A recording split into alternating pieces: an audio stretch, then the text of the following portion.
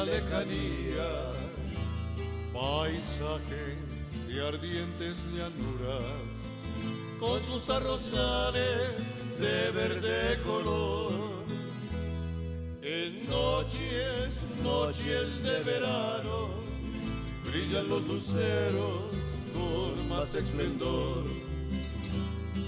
La brisa que viene del río me dice hasta luego, yo le digo adiós.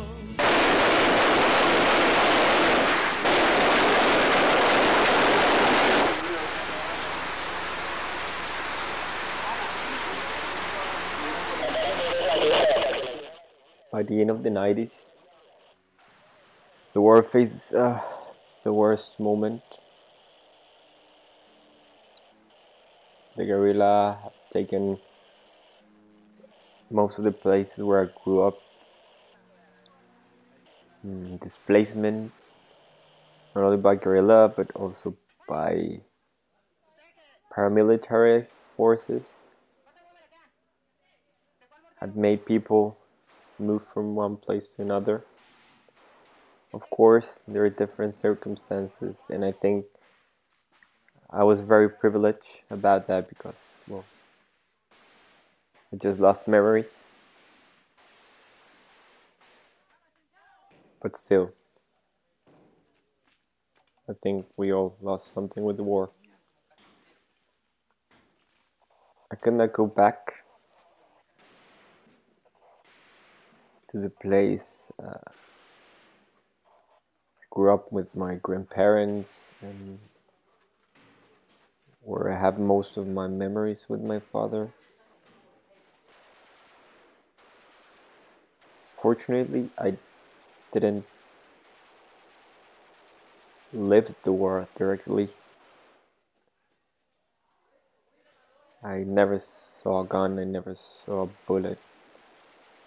I just knew about family, relatives that were kidnapped, and because of that we couldn't go back. We had to move to Bogota. Well, the last generation. And from there just live about memories and pictures and stories about what our parents tell us about how it was before. Era un terreno pues enorme, eran varias miles de hectáreas, que era como el sitio que asumieron los jesuitas y donde construyeron su primer convento, en esa región.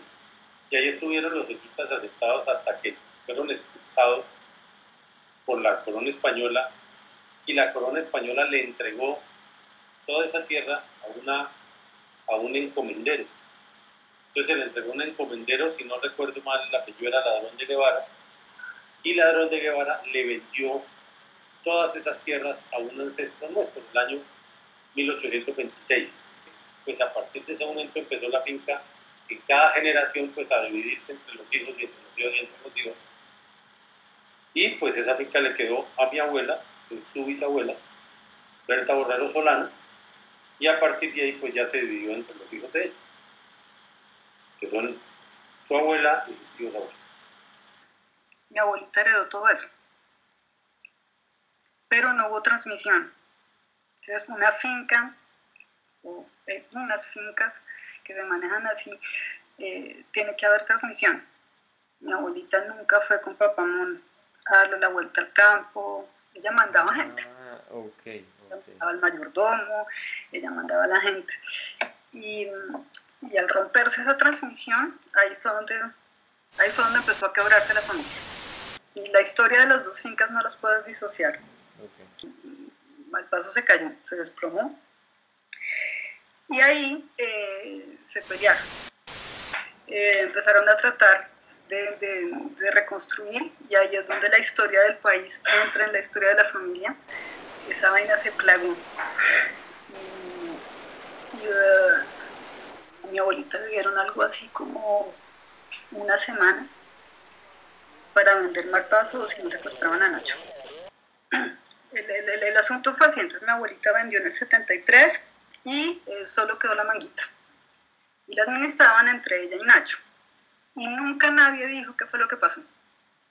Todo debajo del tapete, como tú me dices, todo ahí debajo del tapete, debajo del tapete, debajo del tapete. Nacho entonces administraba la finca y Nacho es buena gente. Y él me iba, todo el mundo sabía que era buena gente. Y entonces tenía amigos de parranda que venían y que se incrustaban en la manguita y que el que paga es el doctor.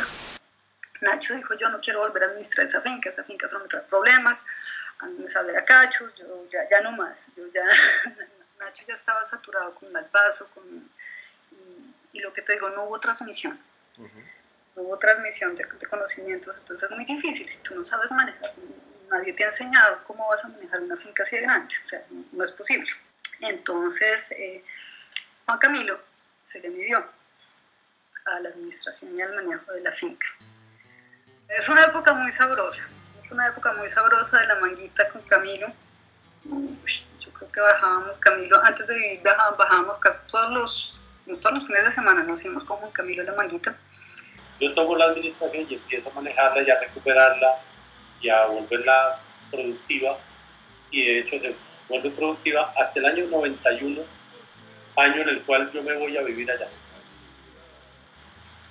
Y la finca se mantiene productiva hasta que me vengo nuevamente para Bogotá a finales del año 93. Y empezaron a tener otra vez problemas de comunicación económica. Hartos, y lo que te digo, nadie le contó a Camilo qué era lo que había pasado. Y entonces ahí intervino tu papá. Cuando empezamos a ir, conocí a tu papá. Primero que todo empezamos a ir ya en familia cuando los hijos nacieron. Empezando por recuperar el lugar.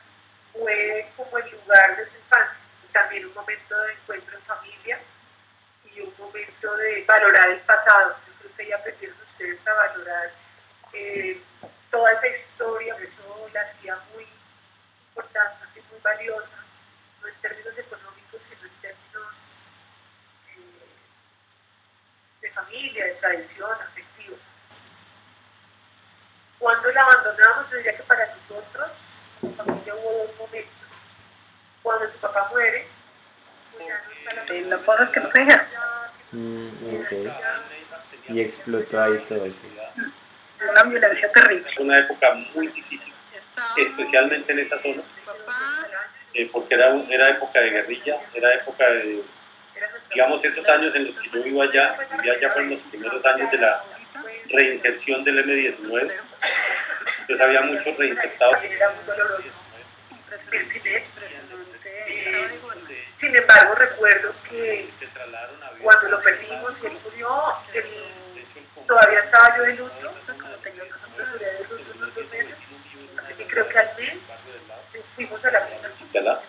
Pero adicionalmente entraron las FARC y había muchos problemas, digamos, toda la época difícil del narcotráfico.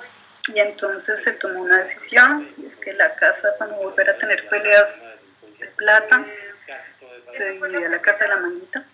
Pues por lo menos eso me decían a mí en la época, era delincuencia originada en los reinsertados del M-19.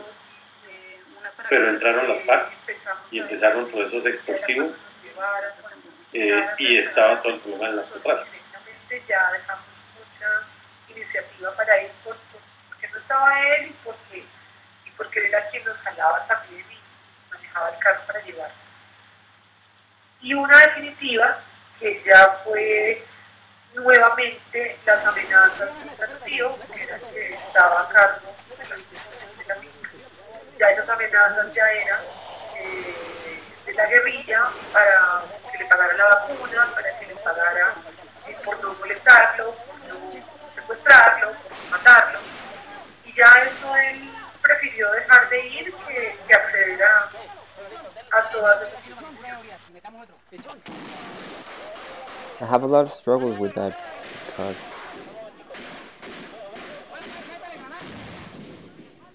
it's funny because somehow I understand why that happened. The social inequality, lack of resources, corruption, etc., etc. So yeah, even though I think I was affected by that, somehow I understand it.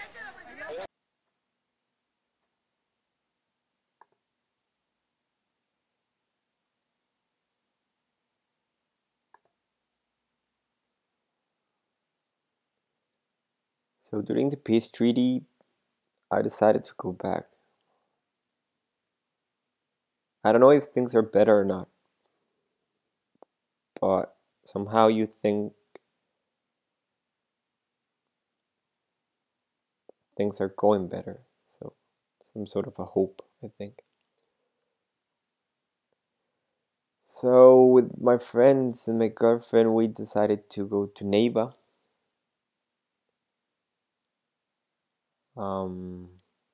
And yeah, we took the car and leave Bogota. It was 8 hours journey. I haven't been for so long that I didn't even remember how the road was and how desertic the landscape was and how old the roads were, and I don't know, they were just there. Nobody cared about that, I think.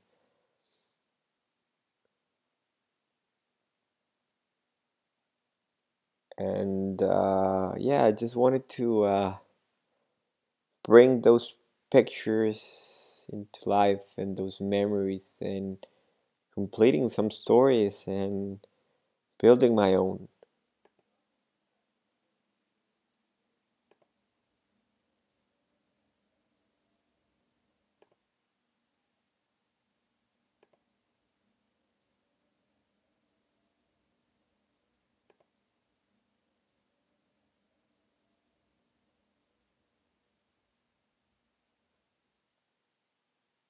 And yeah, we arrived.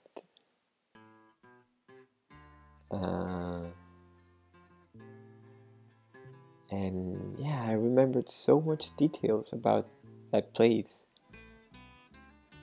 When I used to ride horses or just, I don't know, going and seeing the cows with my grandfather, or just walking around with my father having some coffee.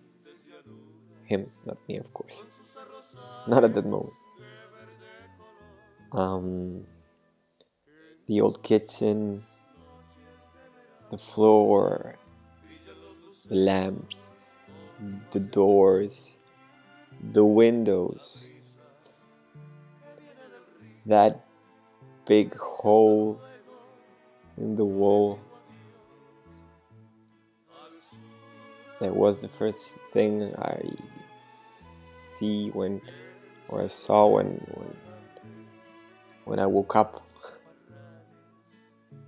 Yeah, because it was so hot that the air had to get inside somehow, so they decided to make a big hole.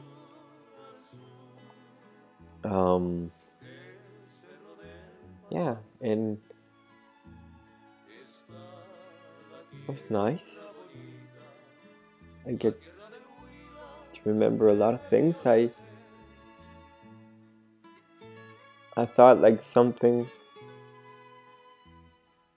was giving me back memories and moments, and we finally get out of that parking lot. That what it had become today. And yeah, and try to close my eyes and don't see all those rusty cars and buildings that now stand there, but just remember the cows and the horses, and yeah, my parents playing cards in the backyard, and it was nice. So I think something, just I got something back. El cerro del Panambe, está la tierra bonita, es la tierra opita que me vio nacer.